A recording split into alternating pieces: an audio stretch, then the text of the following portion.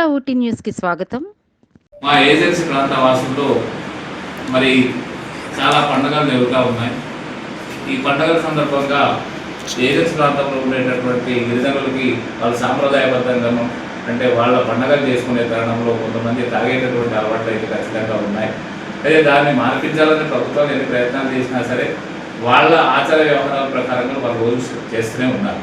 అయితే ఈరోజు ప్రభుత్వం అనేటటువంటిది బ్రాందీ షాపులు పెట్టి మారుమూల ప్రాంతాల్లో మరి బెల్ట్ షాపులు పెట్టి ఈరోజు మందుని విక్రయించడం అనేటువంటి మద్యాన్ని విక్రయించడం అనేటువంటి జరుగుతూ ఉంది.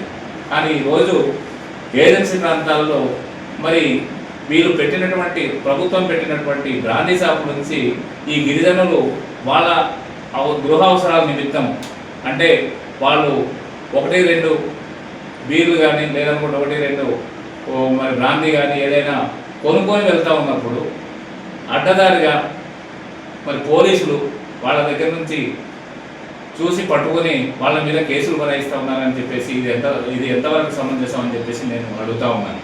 అంటే మీరు కేసులు బనాయించే ముందు బ్రాందీ షాపులైనా మూసేయండి, లేదు అనుకుంటే వీళ్ళకి తాగడానికి వెసులుబాటైనా ఇవ్వండి, లేదనుకుంటే మీరు బ్రాందీ షాపు పక్కనే కనీసం వాళ్ళు తాగడానికి సెంటర్లైనా ఇప్పించమని చెప్పేసి చెప్తా ఉన్నాను. లేదనుకుంటే ప్రభుత్వం పూర్తిగా వైన్ షాపులు మూసేసినట్లయితే మరి మాకు ఎటువంటి ఇబ్బంది లేదు, మా సంస్కృతికి మేము చేసేటటువంటి పరిస్థితుల్లో వారికి ఏం చేసుకోవాలనేటటువంటి వాళ్ళు మరి ఆ రిస్ట్రిక్షన్స్ ప్రకారంగా వాళ్ళు నడుచుకునేటటువంటి పరిస్థితులు ఏర్పడతాయి. కాబట్టి దయచేసి ప్రభుత్వం ఈ విషయం మీద ఒక ఆలోచన చేయాల్సినటువంటి అవసరం అయితే ఖచ్చితంగా ఉందని చెప్పేసి తెలియజేస్తూ ఉన్నాను.